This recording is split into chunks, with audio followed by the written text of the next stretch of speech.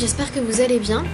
Alors aujourd'hui j'ai décidé de commencer une série de vidéos un peu spéciale, un peu vlog, c'est pour ça que là je suis en caméra portée, je sais pas si ça se dit comme ça, mais c'est aussi pour ça que bon, c'est pas trop silencieux autour de moi, on est dans l'ambiance de la maison avec le ventilateur vu qu'il fait très chaud. J'ai décidé en fait, bon ça doit être dans le titre de la vidéo, enfin je sais pas encore ce que je vais mettre comme titre mais bon, c'est de sûrement mettre dans le titre. Alors aujourd'hui j'ai décidé d'écrire un livre en un mois. Alors c'est complètement fou, vous devez vous demander d'où ça sort et je vais tout vous expliquer. Donc c'est parti. Alors en fait je vais juste déjà vous expliquer dans cette première vidéo de vlog un peu mon parcours avec l'écriture, tout ça. Et pourquoi je fais ça, tout ça. Moi j'écris des histoires depuis mes 10 ans. Donc je suis pas encore publiée. En fait ma première histoire n'était pas publiable, hein, tout simplement. Moi j'avais 10 ans quoi. Même s'il y avait, je pense qu'il y avait un peu de potentiel, c'était pas encore ça. L'histoire est complètement pas exploitable parce qu'en fait c'est un peu une sorte de plagiat. Mais c'était pas fait exprès en fait. Genre j'avais lu Tara Duncan en fait. Je sais pas si vous connaissez dans tout ce qui est fantastique, enfin c'est un classique dans les livres fantastiques français pour la jeunesse. Et donc j'avais eu ce livre là en cadeau d'anniversaire. Je me souviens en plus c'était pas du tout connu à l'époque, donc j'étais vraiment été dans les premiers fans de ce livre avant qu'il y ait les dessins animés et ce genre de choses, bien avant. Et du coup je me suis dit bah pourquoi moi j'écrirais pas une histoire. Donc j'ai commencé à écrire. Et en fait, mon histoire elle était pas mauvaise en soi, mais ça ressemblait beaucoup trop à Tara Duncan. Il y avait des événements, mais c'était pratiquement la même chose en fait. Et du coup, voilà. Ensuite, j'ai un peu arrêté l'écriture pendant. Enfin, j'ai jamais vraiment arrêté parce que j'ai toujours un peu continué cette histoire et tout. Et j'ai toujours été dans ce truc là, mais bon l'écriture n'est pas ma première passion, donc j'y ai pas consacré tout mon temps. Et en fait c'est quand je suis rentrée en 4ème que j'ai vraiment repris sérieusement et que j'ai écrit mon premier roman. Enfin que j'ai commencé à écrire mon premier roman il y a... 4ème ça fait bien 6 ans, un truc comme ça, 6 ans, ouais. Attends, 4ème, 3ème... Ouais, je rentre en 3ème année, ouais, ça fait 6-7 ans déjà, ça passe très vite. Et du coup, j'ai écrit ce roman. Et donc qui est une trilogie en fait. J'ai envoyé à 3 maisons d'édition différentes. Il y en a une qui m'a répondu au bout de 2 ans, parce que je les ai relancées. Mais si vous entendez ça, c'est ma petite sœur. Du coup, j'ai encore envoyé à 2 autres maisons d'édition cette année. Et j'attends les réponses, donc voilà. Et du coup, en attendant, il faut que j'écrive le tome 2 de mon roman. Et c'est ça que je vais écrire en un mois. Moi, j'écris dans tout ce qui est fantastique. Pour la jeunesse de façon générale. Pas la jeunesse, pas trop jeune non plus. Comme je disais... J'attends les réponses des 2 autres maisons d'édition. Normalement, il y en a une qui devrait me répondre dans l'été. Enfin, si j'ai pas de réponse, c'est que je suis pas prise, quoi. Et l'autre, c'est peut-être un peu plus tard. Comme je disais, c'est le tome 2 que je veux écrire en un mois. Et ça va pas être facile. Donc, comme vous vous en doutez. Et maintenant, juste, j'aimerais vous expliquer pourquoi je fais je vais faire cette série de vidéos sur tout le mois de juillet, du coup. En fait, voilà, c'est mieux comme ça. En fait, je pense que ça peut être intéressant de voir comment une histoire s'écrit. Et moi, ça me motive aussi d'avoir un délai à respecter. C'est plus facile, c'est moins... comment dire, c'est moins abstrait en fait comme truc. Et vu qu'écrire un livre c'est très long, moi le tome 1 de mon livre il a été écrit en 3 ans à peu près, sans compter les lectures, relectures et relectures. Donc ça a mis à peu près 3 ans pour l'écrire, sachant que je vais à l'école à côté et j'ai mes devoirs et j'avais le bac. Mais je crois que je l'ai terminé, non mais je l'ai terminé avant le bac quand même, j'ai terminé avant. Donc non ouais, j'ai terminé bien avant quand même. Et du coup, je me dis que ça peut être intéressant et j'ai aussi envie de montrer que être écrivain, c'est un vrai métier. Que c'est pas un truc où tu te tournes les pouces et que tu fous rien et que t'es juste devant ton ordinateur ou devant ton cahier et tout. Et je pense que les gens ont beaucoup de mal avec cette idée-là. C'est-à-dire que les gens ont souvent du mal à se rendre compte que écrivain c'est un vrai métier. C'est comme scénariste. Parce que moi, pour vous dire un peu d'où je viens, donc moi je vais être écrivain depuis... j'y pense depuis la quatrième en fait, depuis mes 13 ans du coup. Mais à côté je voulais être aussi médecin à la base. Et je me suis dit bon je vais peut-être écrire à côté et tout. Et je me suis rendu compte qu'écrire c'était vraiment ce que je voulais faire. Et que enfin voilà, c'était vraiment le métier qui me plaisait le plus. Et pour d'autres raisons j'ai pas fait médecine finalement. Et à côté de ça, en même temps, entre temps, j'ai découvert aussi l'univers du cinéma et du scénario, et du coup, je veux aussi être scénariste. Et c'est pour ça que pour m'aider dans l'écriture de mon livre, je vais utiliser un livre qui s'appelle l'anatomie. Je vais utiliser un livre qui s'appelle l'anatomie du scénario. Qui est juste ici. Donc c'est un livre qui a été écrit par John Truby. C'est un showrunner qui est très connu aux États-Unis, à Hollywood. Il a travaillé sur plein de projets. Il fait des conférences par rapport à son livre et par rapport à sa méthode d'écriture dans le monde entier, dont la France. Et du coup, c'est un livre en fait qu'on nous a conseillé en cours de scénario, puisque je fais une licence art du spectacle, donc j'ai des cours de scénario. Mais je vous expliquerai tout ça dans une autre vidéo. Tout ce qui est mon parcours scolaire et plus précisément ce que je fais maintenant. Et du coup, ce livre-là est très intéressant. Donc, comme vous avez pu voir, ça parle de scénario. À la base, c'est l'anatomie du scénario. Mais en fait, c'est une méthode d'écriture qui marche aussi pour les romans.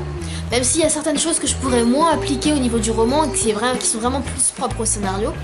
Mais je me dis que c'est une bonne façon de tester cette méthode-là. Puisqu'en fait, j'ai passé pratiquement toute l'année scolaire à le lire. C'est un gros livre. Je sais pas si vous voyez l'épaisseur. Non, le livre en dessous, c'est à la croisée des mondes, c'est encore autre chose. Mais bon, voilà, ça c'est à peu près l'épaisseur du livre. Il y a 500 pages, je crois, un truc du genre. Et en fait, c'est un livre qui est très intéressant. Donc si vous aimez l'écriture, je vous le conseille. Parce que ça apporte une vraie méthode, mais en même temps, c'est pas une méthode miracle. C'est-à-dire que vous pouvez ne pas suivre complètement cette façon-là de faire. Mais si vous la suivez, vous aurez vraiment une histoire très bien construite. Et qui sera vraiment, comme il disait, qui sera construite vraiment de l'intérieur, une structure interne, alors que d'habitude on utilise plutôt une structure externe quand on écrit un livre.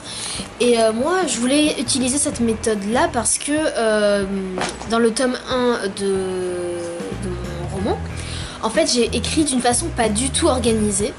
Et en fait je suis quelqu'un qui écrit beaucoup au feeling, c'est-à-dire que j'écris comme ça, je prévois pas ce que j'écris en fait. Et c'est juste, bien sûr je réfléchis un peu à l'avance aux événements qui vont se passer, genre par exemple quand je vais prendre ma douche, en mangeant, en faisant la vaisselle, je vais peut-être y réfléchir. Mais sinon voilà, j'écris vraiment, genre je fais pas un plan très détaillé de ce qui va se passer dans l'histoire. Je fais vraiment au fur et à mesure quoi. Et du coup... pour le tome 2, je me suis rendu compte que au bout de 6 chapitres écrits, je sais pas trop où je vais, même si je sais de façon générale, puisque c'est une trilogie, donc je sais ce qui va se passer dans les trois livres en général, mais dans le détail j'ai un peu du mal. J'ai pas une panne d'inspiration, mais bon, je sais pas trop comment diriger mon inspiration en fait, parce que je suis quelqu'un de très inspiré de façon générale et d'assez créative. Donc c'est pas un problème d'inspiration, du syndrome de la page blanche, mais je pense que avoir une méthode ça peut vraiment aider pour ceux qui ont les problèmes de ce syndrome de la page blanche qui je pense est vraiment peut être surmonté assez facilement si on arrive à être méthodique, je pense. Et du coup, je vais utiliser cette méthode-là, qui est assez longue et mais qui va, si je m'y prends bien, si je travaille bien tous les jours, ça devrait le faire. Donc voilà. Qu'est-ce que je n'ai pas encore dit alors maintenant, au niveau de comment je vais m'organiser. Alors déjà, je vais me réveiller tôt, même si c'est les vacances, parce que si je me réveille pas tôt, j'aurai pas le temps de faire tout ce que j'ai envie de faire. Sachant que moi je fais pas que écrire, j'ai aussi ma chaîne YouTube, J'ai des livres à lire parce que j'ai envie de lire.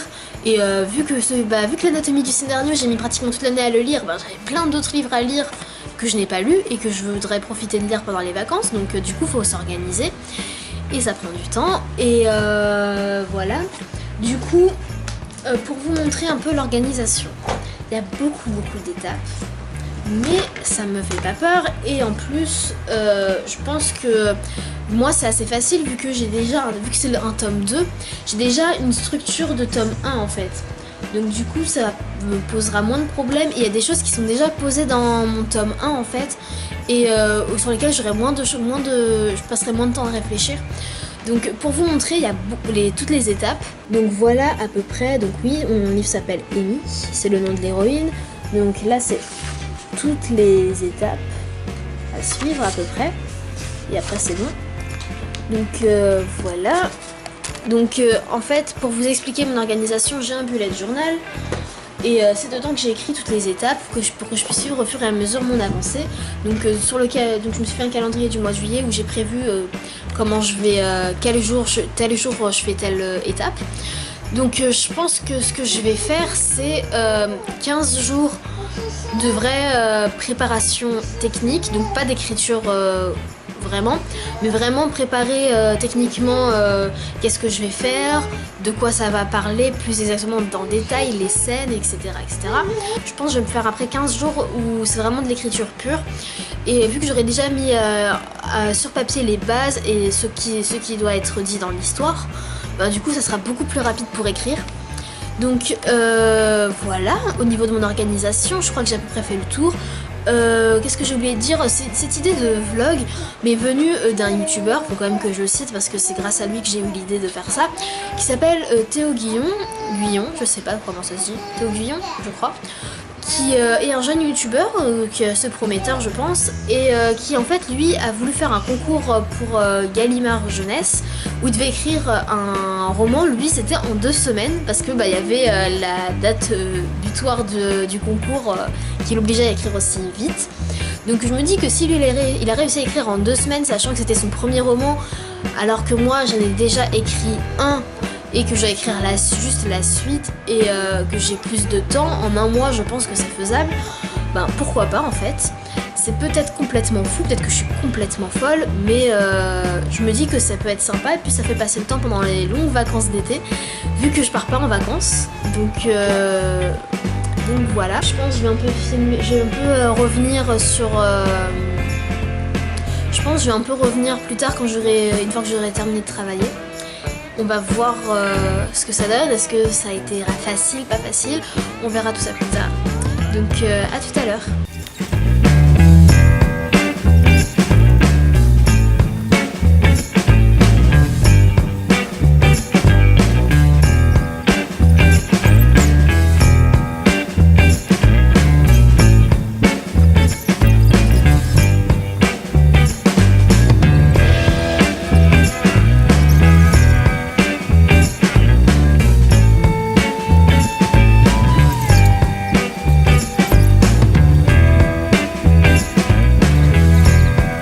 Ça y est, je viens de terminer ce que j'avais prévu de faire aujourd'hui.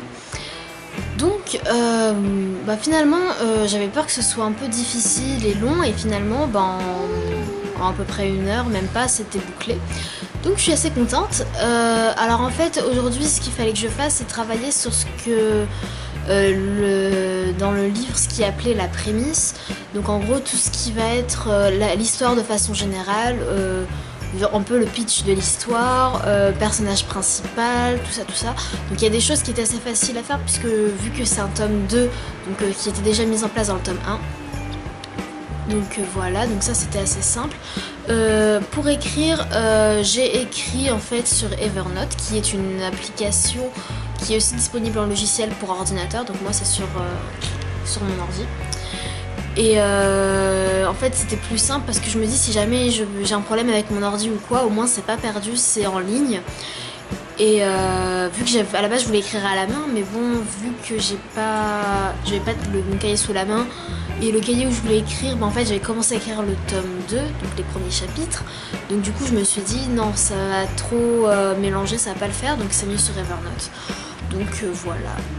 Donc voilà au niveau de l'organisation.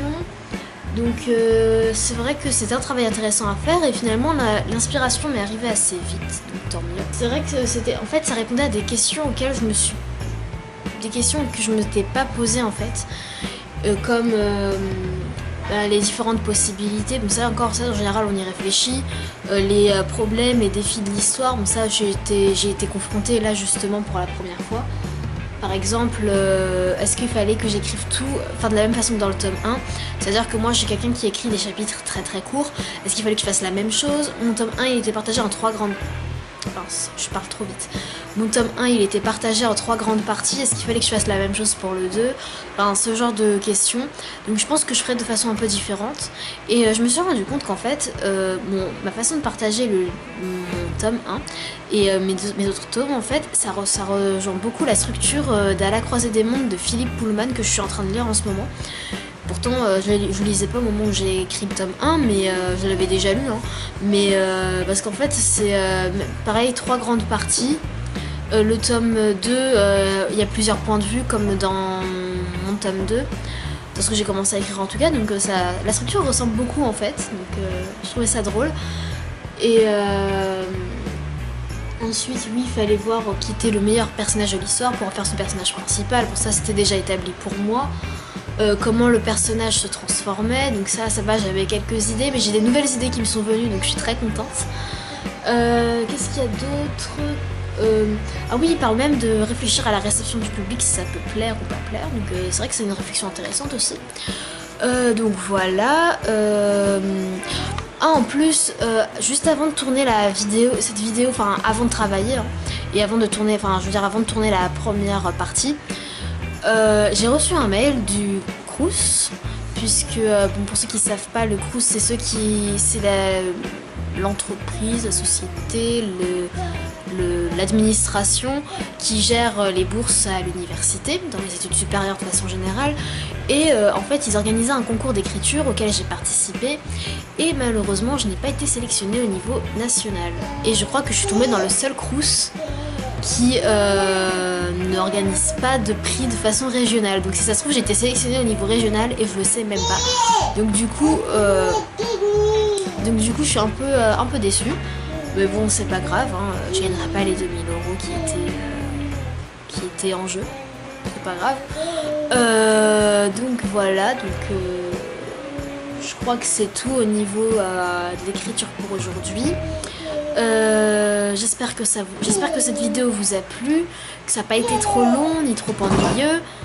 C'est un nouveau format, donc le vlog c'est pas un format que je maîtrise de ouf, donc j'espère que ça va. J'espère que les bruits environnants vous ont pas trop gêné. Je sais pas trop comment le son rend, donc voilà. Je m'excuse. Voilà, je sais plus parler.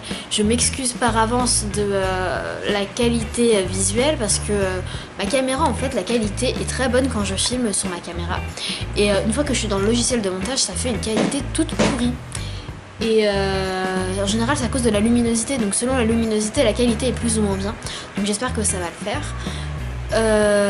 Si vous avez des questions par rapport à l'écriture, par rapport à moi, mais ce que j'écris, par rapport à mon parcours scolaire et de mon parcours d'écriture, merci Stella, par rapport à tout mon parcours, voilà, si vous avez des questions par rapport à ma chaîne YouTube aussi, n'hésitez pas à les poser en commentaire.